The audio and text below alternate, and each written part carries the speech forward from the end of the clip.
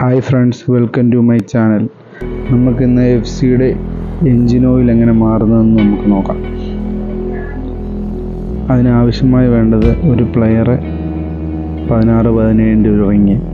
Player വെച്ച് നമ്മൾ oil ഒഴിക്കുന്ന ആ ക്യാപ്പ് ഊരിയെടുക്കുക. അതിനുശേഷം 16-17 റിങ് ഉപയോഗിച്ച് ട്രെയിൻ നട്ട് അഴിച്ചെടുക്കുക.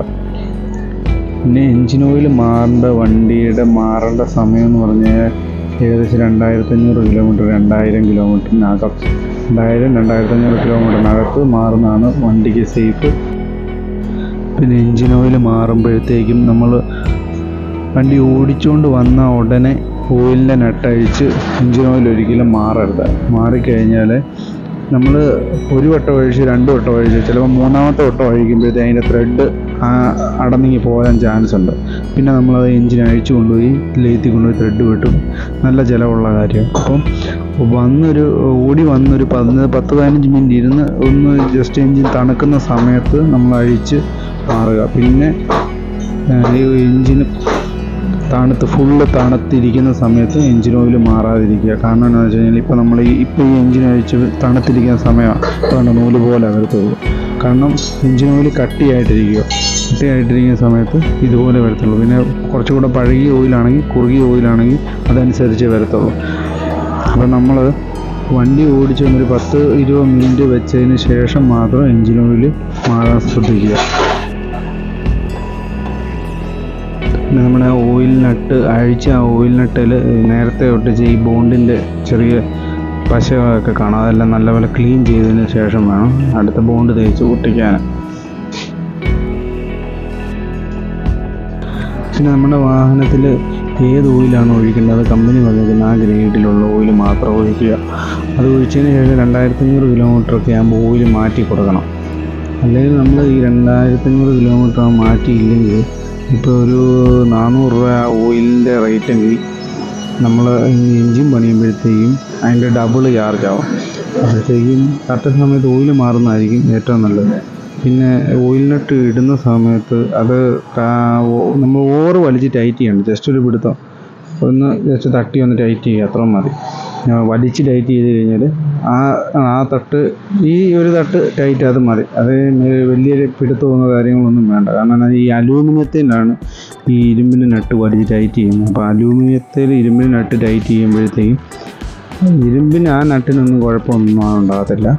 നമ്മുടെ ഈ അലൂമിനിയത്തിൻ്റെ ത്രെഡിനും കംപ്ലൈൻറ്റ് ഉണ്ടാകും.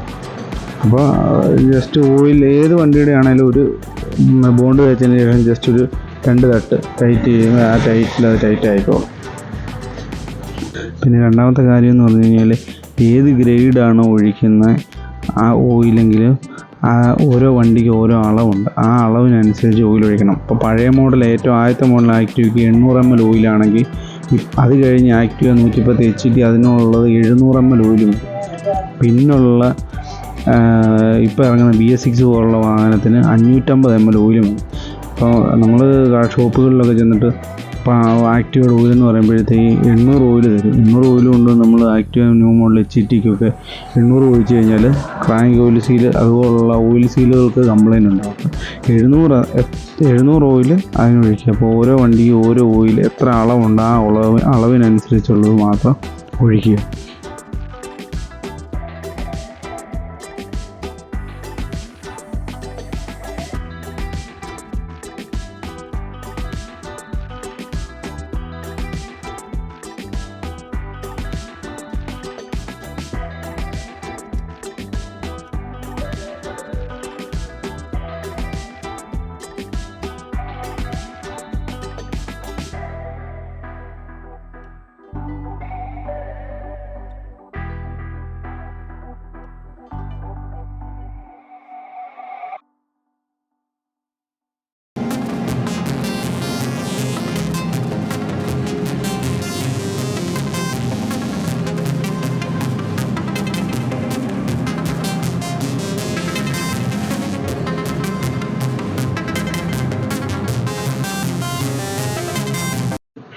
ഈ വീഡിയോ നിങ്ങൾക്ക് മനസ്സിലായെങ്കിൽ